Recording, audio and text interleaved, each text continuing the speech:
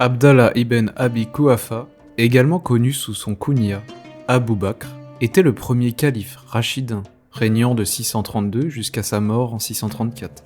En tant que compagnon éminent de Muhammad et par le biais de sa fille Aïcha, également son beau-père, Abu Bakr est honoré du titre honorifique Al-Siddiq par les musulmans sunnites. Avant de commencer, je tiens à m'excuser pour la qualité de prononciation des mots arabes. Abu Bakr est né à la Mecque vers l'an 573 au sein d'une famille aisée de la tribu Banu Taym de la confédération tribale des Quraysh. Durant son enfance, Abu Bakr passe du temps parmi les Bédouins, comme beaucoup d'autres enfants arabes de l'époque qui se désignaient eux-mêmes sous le nom d'Aïl al-Bahr, le peuple du chameau. Il développa une affection particulière pour ces animaux et joua avec les petits chameaux, ce qui lui valut le surnom d'Abu Bakr, que l'on pourrait traduire par le père des chameaux. Comme les autres enfants des riches familles marchandes de la Mecque, Abu Bakr était instruit et avait un penchant pour la poésie. Il avait une très bonne mémoire et une connaissance approfondie de la généalogie des tribus arabes, de leur histoire et de leur politique. Après son retour d'un voyage d'affaires du Yémen, des amis l'informent qu'en son absence, Muhammad s'est déclaré messager de Dieu. Selon un rapport de l'historien Al-Tabari, Abu Bakr aurait peut-être embrassé l'islam après environ 50 autres personnes, bien que cela soit contesté. Certains sunnites, et tous les chiites, croient que la deuxième personne à accepter publiquement Muhammad comme messager de Dieu était Ali ibn Abi Talib, la première étant l'épouse de Muhammad, Khadija. Selon certaines sources, Zaïd ibn Haritha fut le premier esclave affranchi à embrasser l'islam. Ali ibn al-Talib, le cousin de Muhammad, fut le premier enfant à embrasser l'islam, tandis qu'Abu Bakr fut le premier homme libre à embrasser l'islam. Sa femme, Koutelia bint Ad al-Uzza, n'a pas accepté l'islam et il l'a divorcée. Son autre épouse, Rumman, est devenue musulmane. Tous ses enfants ont accepté l'islam, sauf Abd al-Rahman, dont Abu Bakr s'est désolidarisé. Sa conversion a également conduit de nombreuses personnes à l'islam. Il a persuadé ses amis intimes de se convertir et a présenté l'islam à d'autres amis, de manière à ce que beaucoup d'entre eux acceptent également la foi. L'acceptation d'Abu Bakr s'est avérée être une étape importante dans la mission de Muhammad. L'esclavage était courant à la Mecque, et de nombreux esclaves ont accepté l'islam. Lorsqu'un homme libre, ordinaire, acceptait l'islam, malgré l'opposition, il bénéficiait de la protection de sa tribu. Pour les esclaves, cependant, il n'y avait pas une telle protection, et ils étaient souvent persécutés. Abu Bakr ressentait de la compassion pour les esclaves. Il en acheta 8, 4 hommes et 4 femmes, puis les affranchit, payant 40 000 dinars pour leur liberté. La plupart des esclaves libérés par Abu Bakr étaient soit des femmes, soit des hommes âgés et frêles. Lorsque le père d'Abu Bakr lui demanda pourquoi il n'affranchissait pas des esclaves forts et jeunes qui pourraient être une source de force pour lui, Abu Bakr répondit qu'il affranchissait les esclaves pour l'amour d'Allah et non pour son propre intérêt. Pendant 3 ans après la naissance de l'islam, les musulmans ont gardé leur foi secrète. En 613, selon la tradition islamique, Allah a ordonné à Muhammad d'appeler les gens à l'islam ouvertement. Le premier discours public invitant les gens à prêter allégeance à Muhammad a été prononcé par Abu Bakr. Dans un excès de fureur, les jeunes hommes de la tribu Quraysh se sont précipités sur Abu Bakr et l'ont battu jusqu'à ce qu'il perde connaissance. À la suite de cet incident, la mère d'Abu Bakr s'est convertie à l'islam. Abu Bakr a été persécuté à plusieurs reprises par les Quraysh. Bien que les croyances d'Abu Bakr auraient été défendues par son propre clan, ce ne serait pas le cas pour toute la tribu Quraysh. En 617, les Quraysh ont imposé un boycott contre les Banu Hashim. Muhammad ainsi que ses partisans des Banu Hashim ont été rejetés de la Mecque. Toutes les relations sociales avec les Banu Hashim ont été interrompues. Avant cela, de nombreux musulmans ont émigré en Abyssinie, aujourd'hui l'Éthiopie. Abu Bakr, se sentant en détresse, est parti pour le Yémen, puis en Abyssinie. Il y a rencontré un ami à lui, nommé Ad Dugna, chef de la tribu Kara, à l'extérieur de la Mecque, qui a invité Abu Bakr à demander sa protection contre les Quraysh. Abu Bakr est retourné à la Mecque. C'était un soulagement pour lui. Mais bientôt, sous la pression des Quraysh, Ad Dugna a été contraint de renoncer à sa protection. Une fois de plus, les Quraysh étaient libres de persécuter Abu Bakr. En 620, l'oncle et protecteur de Muhammad, Abu Talib ibn Abd al-Muttalib, et la femme de Muhammad, Khadija, sont décédés. La fille d'Abu Bakr, Aïcha, était fiancé à Muhammad. Cependant, il a été décidé que la cérémonie de mariage aurait lieu plus tard. En 620, Abu Bakr a été la première personne à témoigner de l'Isra et du Mi'raj de Muhammad. En 622, à l'invitation des musulmans de Médine, Muhammad ordonna aux musulmans de migrer vers Médine. La succession commença par vagues successives. Ali fut le dernier à rester à la Mecque, chargé de régler les dettes contractées par les musulmans. Et il dormit dans le lit de Muhammad lorsque les Quraysh, menés par Ikrima, tentèrent de tuer Muhammad pendant son sommeil. Pendant ce temps, Abu Bakr accompagna Muhammad à Médine. En raison du danger posé par les Quraysh, ils ne prirent pas la route habituelle, mais se dirigèrent dans la direction opposée, se réfugiant dans une grotte, au Jabal Thawr, à environ 8 km au sud de la Mecque. Abdallah ibn Abi Bakr, le fils d'Abu Bakr, écoutait les plans et les discussions des Quraysh, et la nuit, il apportait les nouvelles aux fugitifs dans la grotte. Asma bint Abi Bakr, la fille d'Abu Bakr, leur apportait des repas chaque jour. Amir, un serviteur d'Abu Bakr, amenait un troupeau de chèvres à l'entrée de la grotte chaque nuit où elles étaient traites. Les Quraysh envoyèrent des patrouilles de recherche dans toutes les directions.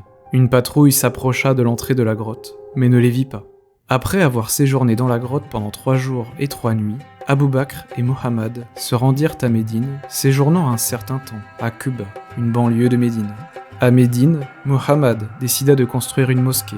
Un terrain fut choisi et le prix du terrain fut payé par Abu Bakr. Les musulmans, y compris Abu Bakr, construisirent une mosquée nommée Al-Masjid al-Nabawi sur le site.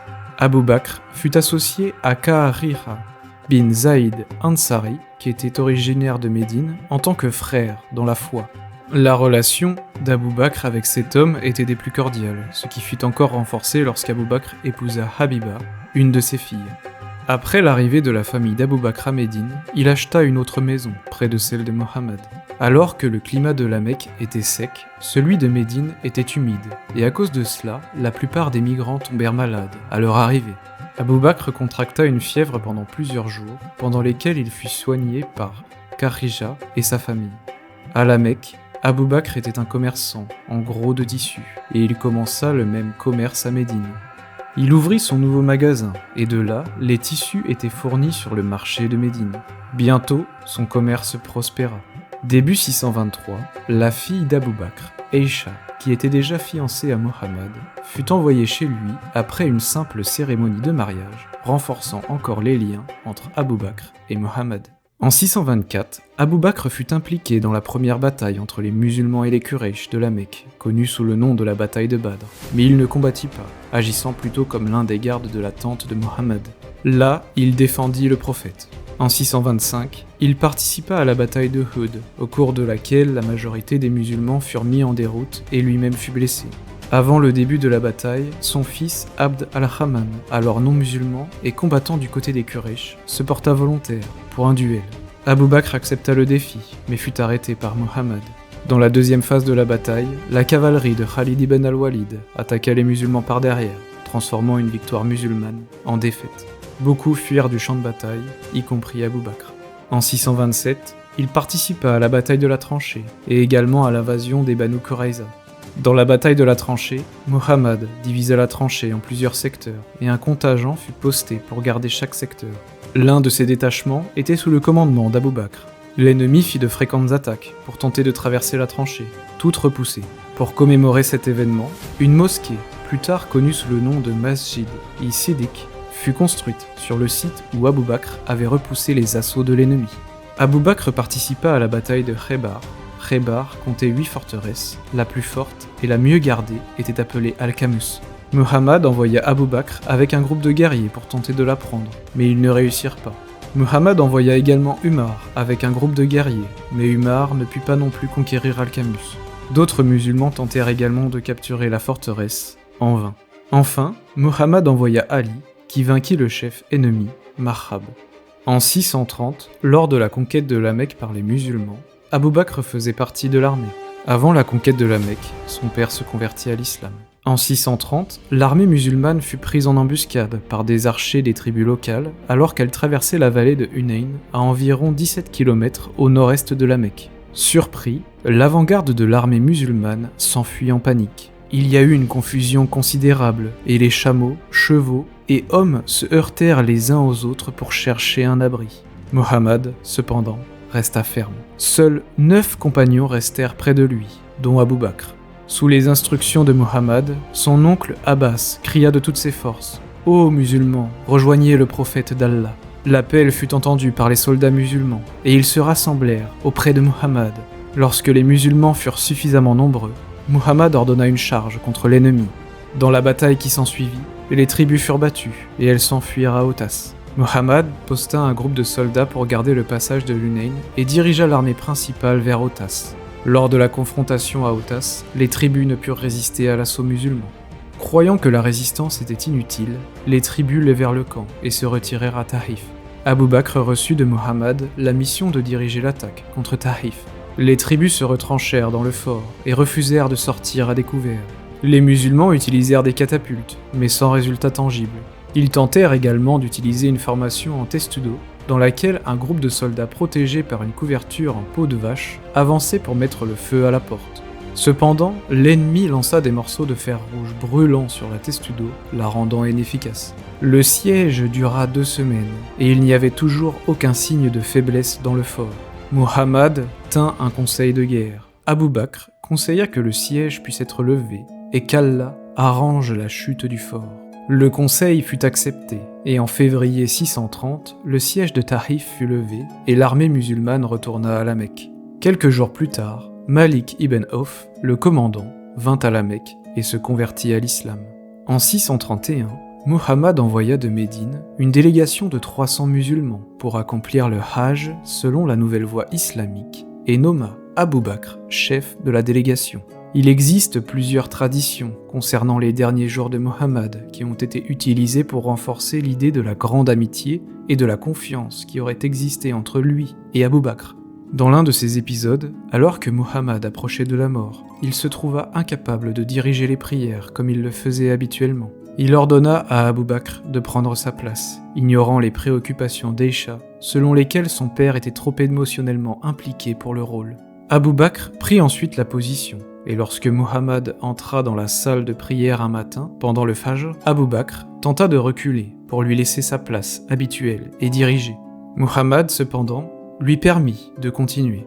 À la mort de Muhammad, la communauté musulmane n'était pas préparée à la perte de son leader et beaucoup éprouvèrent un choc profond. Omar fut particulièrement affecté, déclarant plutôt que Muhammad était parti consulter Allah et qu'il reviendrait bientôt, menaçant quiconque dirait que Muhammad était mort. Abu Bakr, revenu à Médine, calma Omar et lui montrant le corps de Muhammad, le convainquant de sa mort. Immédiatement après la mort de Muhammad, un rassemblement des Ansars, habitants de Médine, eut lieu dans la Saqifa, la cour, du clan Banu Saïda.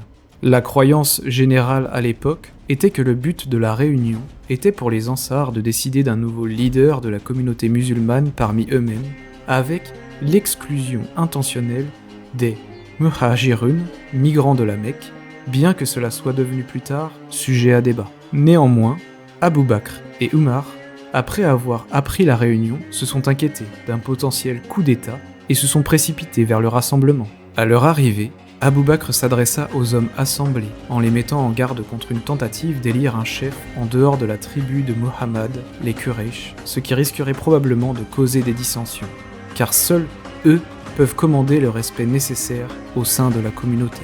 Il prit ensuite Umar et Abu Ubaïda par la main et les proposa aux Ansar comme choix potentiel. Habab ibn Mundir, un vétéran de la bataille de Badr, a contre-argumenté avec sa propre suggestion, selon laquelle les Quraysh et les Ansar choisiraient chacun un chef parmi eux, qui régnerait ensuite conjointement. Le groupe s'est enflammé en entendant cette proposition et a commencé à se disputer entre eux. L'orientaliste William Muir donne l'observation suivante de la situation. Umar a rapidement pris la main d'Abu Bakr et a prêté serment d'allégeance à ce dernier, un exemple suivi par les hommes réunis. La réunion s'est terminée lorsque des échauffourées violentes ont éclaté entre Umar et le chef du Banu Saïda, Saïd ibn Ubada. Cet événement suggère que le choix d'Abu Bakr n'était pas unanime, les émotions étant vives en raison du désaccord. Abu Bakr a été largement accepté comme le chef de la communauté musulmane, sous le titre de calife, à la suite de la Saqifa. bien qu'il ait rencontré des contestations en raison de la nature précipitée de l'événement. Plusieurs compagnons, parmi les plus éminents étant Ali ibn Abi Talib, ont initialement refusé de reconnaître son autorité. Parmi les chiites, on soutient également qu'Ali avait été précédemment désigné comme héritier de Muhammad, l'élection étant considérée comme contraire aux souhaits de ce dernier. Abu Bakr a ensuite envoyé Umar confronter Ali, ce qui a entraîné une altercation pouvant impliquer de la violence. Néanmoins, après 6 mois, le groupe a fait la paix avec Abu Bakr et Ali lui a offert son allégeance. Des troubles sont rapidement survenus après l'accession d'Abu Bakr au pouvoir, avec plusieurs tribus arabes lançant des révoltes, menaçant l'unité et la stabilité de la nouvelle communauté et de l'État. Ces insurgés et les réponses du califat à leur égard sont collectivement désignés sous le nom de guerre de Rida ou guerre de l'apostasie. Les mouvements d'opposition se sont manifestés sous 2 formes. Un type contestait le pouvoir politique du califat naissant ainsi que l'autorité religieuse de l'islam en acclamant des idéologies rivales dirigées par des leaders politiques qui revendiquaient le manteau de prophétie de la même manière que l'avait fait Muhammad. La deuxième forme de mouvement d'opposition était plus strictement politique. Certaines des révoltes de ce type prenaient la forme de rébellions fiscales au Najd parmi des tribus telles que les Banu Fazara et les Banu Tamim. D'autres opposants, tout en étant initialement alliés aux musulmans, ont profité de la mort de Muhammad comme opportunité pour tenter de limiter la croissance du nouveau califat. Ils comprenaient certains des Rabéa à Bahreïn, des Azd à Oman, ainsi que parmi les Kinda et les Khawlan au Yémen. Abu Bakr a probablement compris que maintenir un contrôle ferme sur les tribus disparates de l'Arabie était crucial pour assurer la survie de l'État, réprimant les insurrections par la force militaire. Il envoya Khalid ibn al-Walid et un corps de troupes pour réprimer les soulèvements au Najd, ainsi que celui de Musaylima, qui représentait la menace la plus sérieuse. Parallèlement, il envoya des troupes pour conquérir Oman. Enfin, Al-Muhashir ibn Abi Umayya et Khalid ibn Asid furent envoyés au Yémen pour aider le gouverneur local à rétablir le contrôle. Abu Bakr utilisa également des moyens diplomatiques, en plus des mesures militaires. Comme Muhammad avant lui, il utilisa des alliances matrimoniales et des incitations financières pour lier d'anciens ennemis au califat. Par exemple, un membre des Banu Hanifa qui s'était rallié aux musulmans fut récompensé par l'octroi d'un domaine foncier. De même, un rebelle Kinda nommé Al-Ashta ibn Qaïs, après s'être repenti et avoir réintégré l'islam, se vit plus tard attribuer des terres à Médine, ainsi que la main de la sœur d'Abu Bakr, Farwa, en mariage.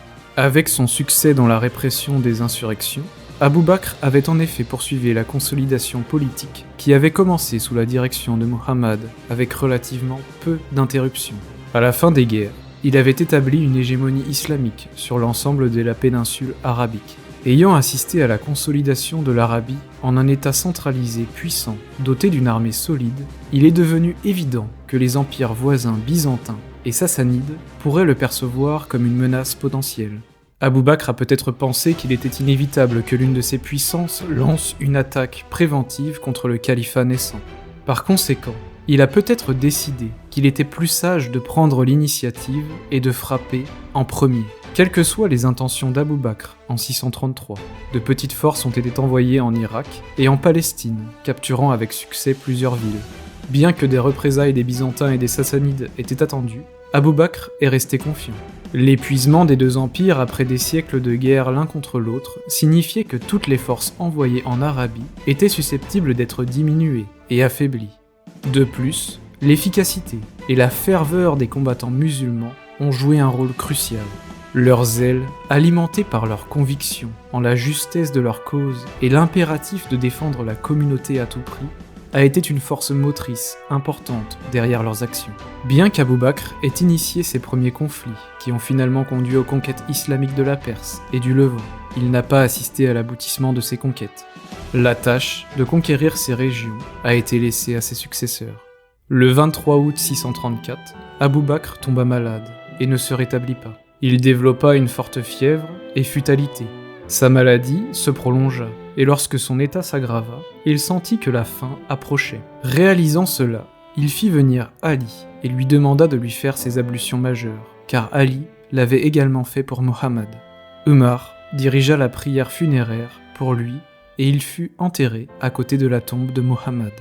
La vie d'Abou Bakr nous offre un précieux enseignement sur la force de la détermination, le courage de prendre des décisions difficiles et la vision de bâtir un avenir meilleur malgré les défis. Son engagement implacable envers la justice, sa compassion envers les opprimés et sa foi inébranlable en Allah ont tracé la voie pour l'épanouissement de l'islam et ont inspiré des générations entières à poursuivre la vertu, la sagesse et la générosité. En nous rappelant son héritage, nous sommes encouragés à persévérer dans nos propres luttes, à rester fidèles à nos valeurs et à œuvrer pour un monde de paix, de tolérance et de fraternité. Si cette vidéo vous a plu, vous pouvez aller voir celle sur les Mamelouks qui s'affiche à l'écran. N'oubliez pas de liker cette vidéo et de vous abonner pour plus de récits captivants et terrifiants. Merci de m'avoir rejoint aujourd'hui, et à bientôt!